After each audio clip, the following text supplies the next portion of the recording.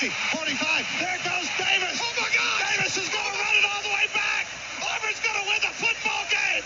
Auburn's going to win the football game. He ran the missed field goal.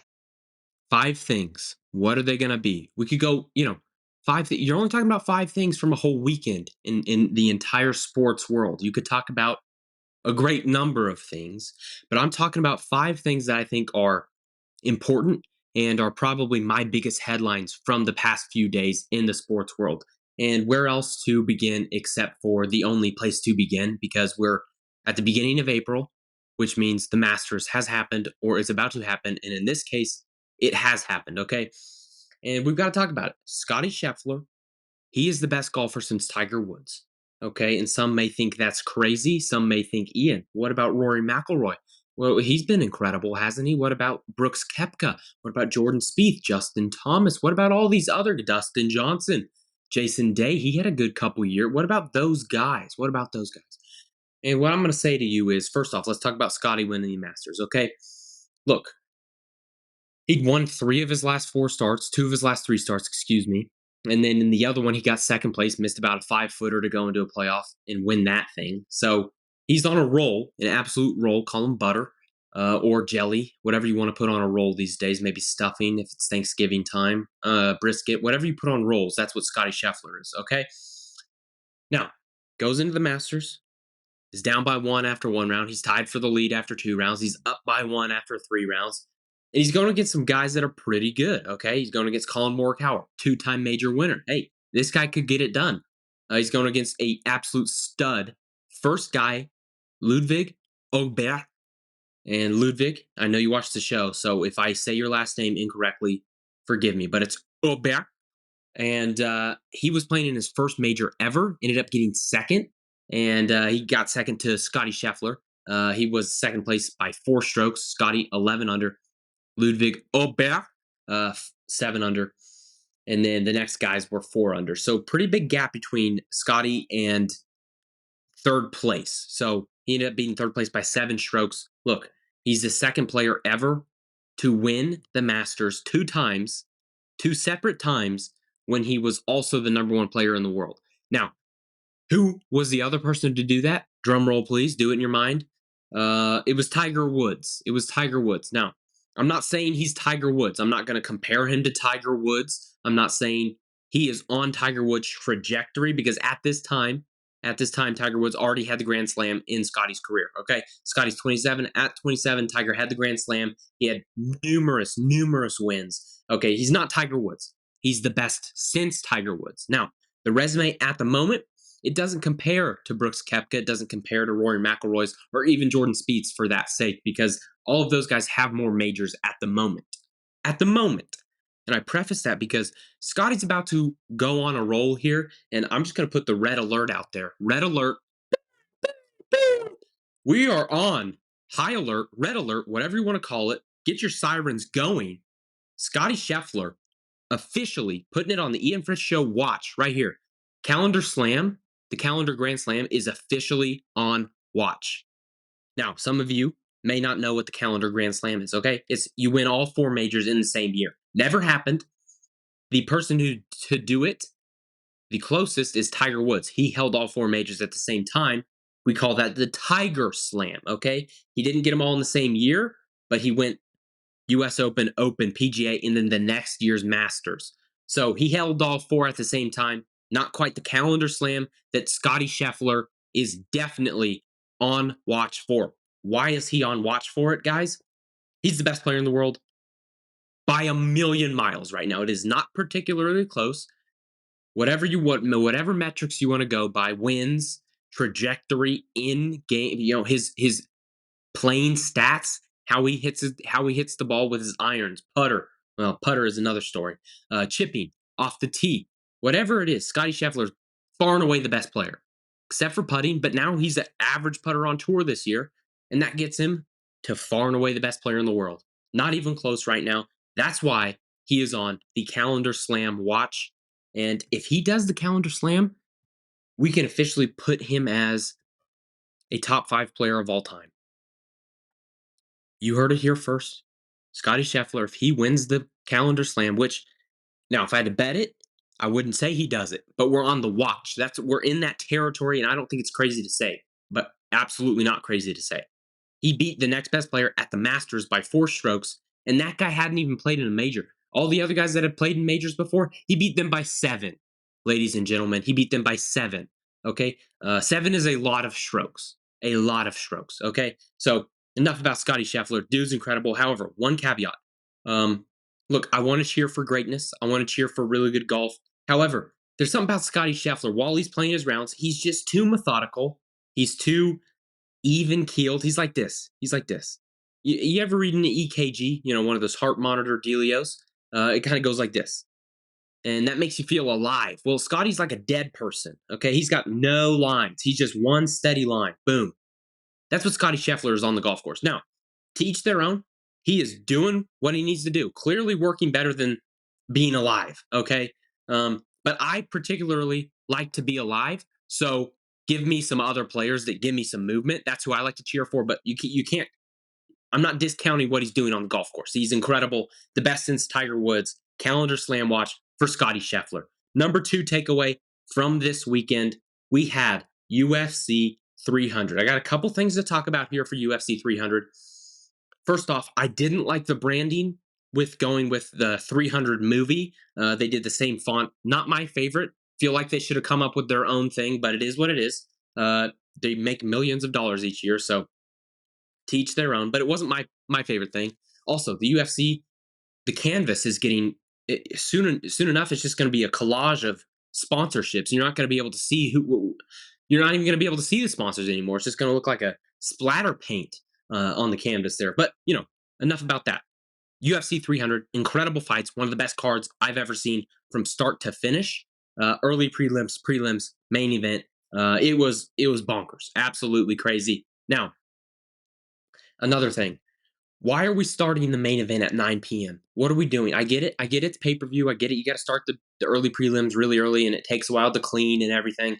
However, we got to start it earlier, Dana. I'm talking directly to you. We got to start the card earlier in the night. Okay, people got to go to church the next day. You got to get up early, whatever it is. We got to start the card earlier. Okay, maybe 7 o'clock, prime time for the main card to start. That would be perfect. And at 10 o'clock, 10:30. Now we're talking reasonable time, 12:31 a.m., especially for my East Coast folks. I mean, that's absurdity. You're getting 2 a.m., 2:30. It's crazy. It's crazy, Dana. We got to get that under control. Now, the actual fights. One thing that happened in these fights, Max Holloway. You got to talk about anybody that is connected with the sports world has hopefully seen this knockout by Max Holloway. Just, I mean, it was absolute perfection. Now, I was watching it with a friend. We were just watching the fight. Credit to me and him. We're big Max Holloway fans. He's one of our favorite fighters, if not our favorite fighter. And we're hoping he wins. I'm not gonna say I wanted Justin Gaethje to win because I didn't want Justin Gaethje to win. But I was just hoping for a good fight and a Max Holloway win. Now you get to the 5th round, Max Holloway. He's winning every round. Some would say he's lost a round, whatever. And he's winning the 5th round, and you get to 10 seconds left, and they always ring the bell, boom, boom, boom. You got 10 seconds left to fight, and Max Holloway points at the middle of the mat. He's done this before. He points at the middle of the mat. And he's like, "Hey, we're gonna swing at each other for 10 seconds. That's what we're gonna do." And if you know anything about fighting, some of you don't, so I'll give you the lowdown. Justin Gaethje, Max Holloway, 2 of the best strikers in the UFC. Justin Gaethje, incredible power, incredible power. He has the power to knock out Max Holloway. In fact, earlier in the fight, he knocked down Max Holloway. And Max Holloway, he's gone up against absolute gladiators in the ring. He's never been knocked down in a fight in his career. Never. Never. And Justin Gaethje knocked him down. Now, in the stats, if you look it up, they say it was a slip. I'm a huge Max Holloway fan. It was a knockdown, okay? It was a knockdown. Right on the temple, boom, knockdown. Okay? Anyways, that is who he wanted to throw down with in the middle of the octagon. You don't do that. We may clip it up here. You don't just say that. When you're up 5-0, you're going to get a win. You're probably going to get a bonus because it was an incredible fight. But Max Holloway wanted something more. He wanted to give the UFC fans all around the world, something to remember forever. And he did. Boom. 1 second left, overhand right. And Justin Gaethje, he didn't fall over. Normally when someone gets knocked out, they either fall over or fall backwards. Justin Gaethje, he crumpled downward. It was a vertical fall. If we put it up here, it was a vertical fall down. He crumpled vertically. It was incredible. It was incredible. We're jumping up and down when it happened. It is. If you're not into UFC, if you're not into MMA, get into it right now. I implore you. It is one of the most exciting things to watch live.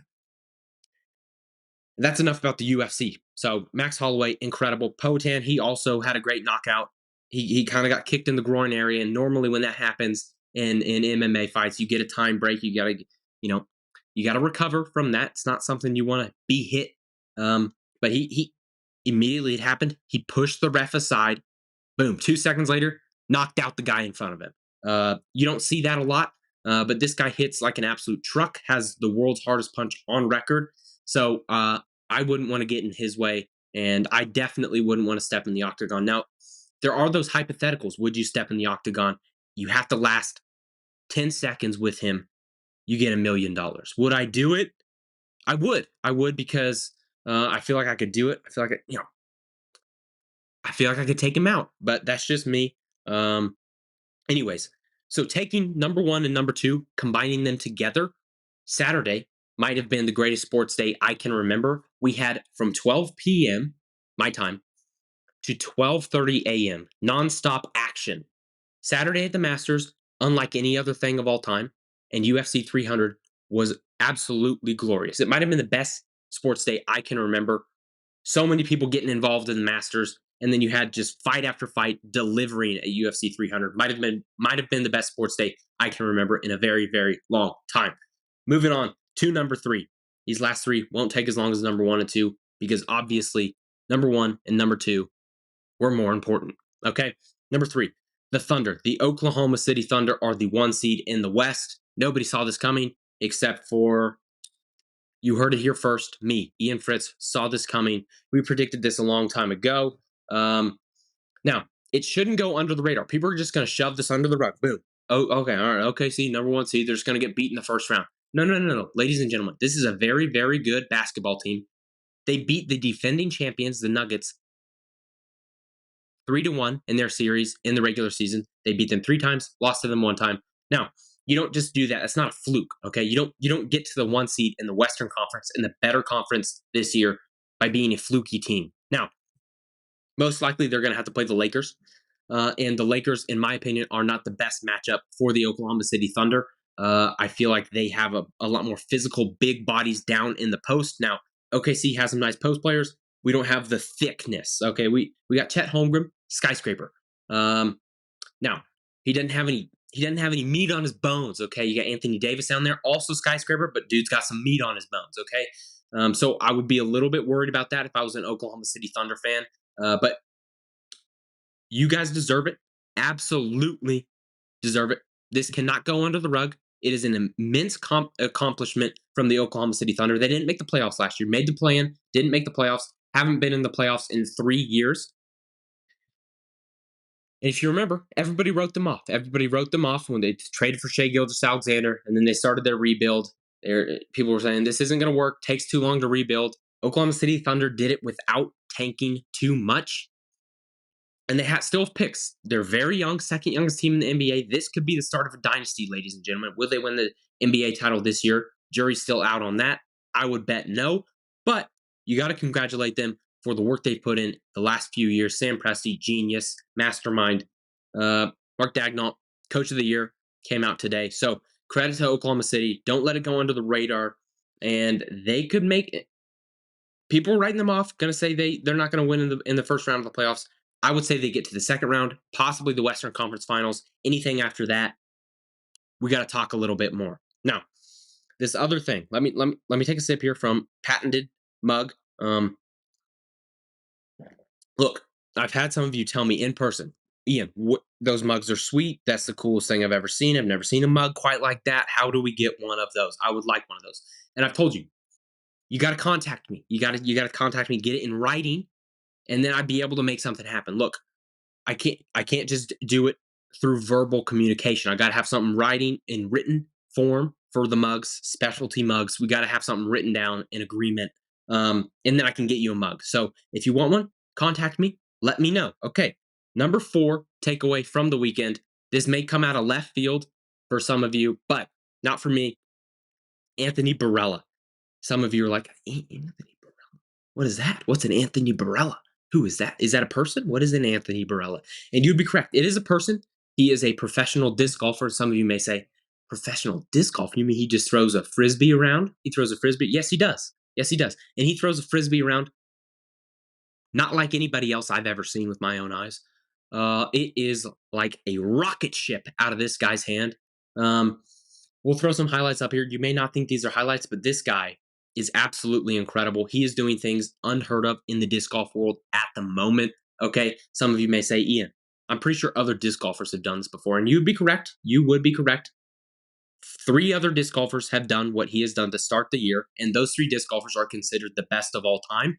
So I'm not going to say Anthony Barella is well on his way to being one of the best disc golfers of all time, but he is well on his way to being one of the best disc golfers of all time. He's won 3 out of the first 5 events, has not finished outside the top 5.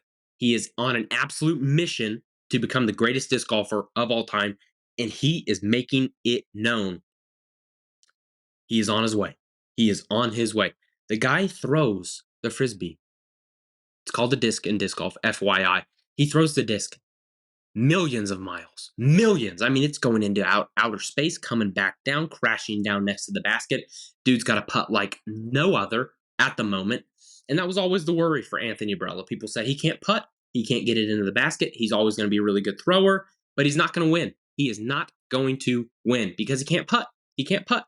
And sure enough, rattles off 3 wins in 5 events, comes in 2nd and 4th in the other one.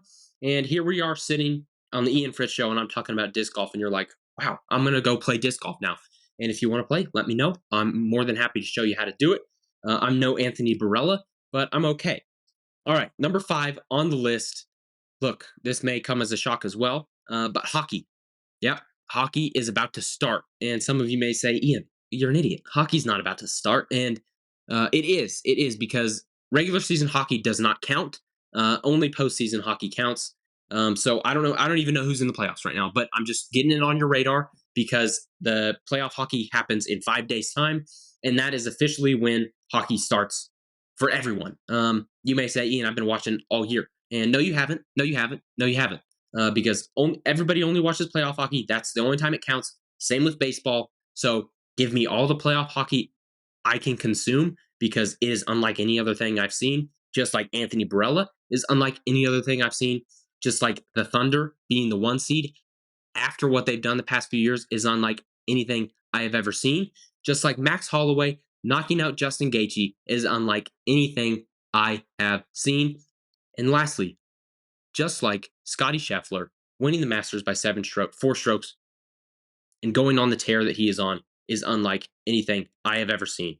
All of these things, incredible. Sports are on fire right now. Cannot wait for the next week of sports. Thank you guys for watching. If you wouldn't mind, let me know if you want a mug. Subscribe down below. Click that bell. Click that thumbs up. Comment a comment if you want to. And follow me on Twitter. That's where everything happens. So thank you guys for watching. I appreciate it. And I'll see you in the next video. I love you guys. Bye. Whoa, he has trouble with the snap, and the ball is free. It's picked up by Michigan State's Jalen Watts Jackson, and he scores on the last play of the game. Unbelievable. 45, 40, 45, 50, 45. There goes Davis. Oh, my